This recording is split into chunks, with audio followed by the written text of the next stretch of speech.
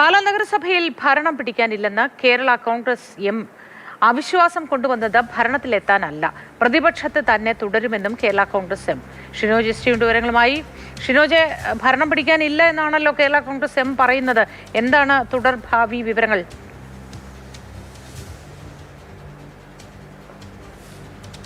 ഇന്നലെ ഈ അവിശ്വാസം പാസ്സായതിന് പിന്നാലെ വന്ന പ്രതികരണങ്ങളിൽ ഏറ്റവും പ്രധാനപ്പെട്ടത് കേരള കോൺഗ്രസ് എം ചെയർമാൻ ജോസ് കെ മാണിയുടേതായിരുന്നു. ആദ്യം വന്ന ഒരു വാർത്താക്കുറിപ്പ് തുടർന്ന് ഡൽഹിയിൽ വെച്ച് മാധ്യമങ്ങളെ കാണുന്ന സമയത്തും ജോസ് കെ മാണി പറഞ്ഞത് ഈ അവിശ്വാസ പ്രമേയം ആദ്യം കൊണ്ടുവന്നത് അത് UDF-നകത്തുള്ള കോൺഗ്രസിനകത്തുള്ള ചില കൗൺസിലർമാർ തന്നെയാണ്. പക്ഷേ അവർക്ക് സാങ്കേതികമായി അവിശ്വാസം കൊണ്ടുവരുന്നതിന് വേണ്ടിയുള്ള കോറം ഇല്ലാതിരുന്നതിനെ തുടർന്ന് ഒരു പ്രതിപക്ഷം എന്ന നിലയിലാണ് കേരള കോൺഗ്രസും അവിശ്വാസവുമായി മുന്നോട്ട് പോയത് എന്നാണ്. ഒരു തരത്തിലും ഭരണത്തിലേക്ക് ഞങ്ങൾ ഇല്ല, പ്രതിപക്ഷത്തെ തന്നെ ഞങ്ങൾ ഇരിക്കാൻ തയ്യാറാണ് എന്നതാണ് ജോസ് കെ മാണിയുടെ ഇന്നലെ വന്ന പ്രതികരണം എന്നുള്ളത്. എന്തായാലും ആ പറയുന്നതിൽ തന്നെ വ്യക്തമാണ് കേരള കോൺഗ്രസും ചെയർപേഴ്സൺ സ്ഥാനത്തേക്ക് ഉണ്ടാകില്ല, അതിനൊരു ക്ലെയിം അവർ നിലവിൽ മുന്നോട്ട് വയ്ക്കില്ല എന്നാണ് നമുക്ക് മനസ്സിലാക്കാൻ കഴിയുന്നത്. എന്തായാലും ഭരണം ഇന്നലെ ഈ പുറത്താക്കപ്പെട്ട 5 കൗൺസിലർമാരും ഒപ്പം കേരള കോൺഗ്രസ് എമ്മും LDF-ഉം ഒക്കെ തന്നെ ചേർന്ന 12 കൗൺസിലർമാർ, ആകെ 17 കൗൺസിലർമാരുടെ ഭൂരിപക്ഷമുണ്ട്. സ്വാഭാവികമായും ഒരു ചെയർപേഴ്സൺ തെരഞ്ഞെടുപ്പ് വന്നു കഴിഞ്ഞാൽ അവർക്ക് അവരുടെ സ്ഥാനാർത്ഥിയെ വിജയിപ്പിക്കാൻ കഴിയും, സ്വാഭാവികമായി ജയിപ്പിക്കാൻ കഴിയും. അതിനാൽ തന്നെ മറ്റ് യാതൊരു തരത്തിലുള്ള പിന്തുണയും അവർക്ക് ഇനി ആവശ്യവുമില്ല. അതിനാൽ തന്നെ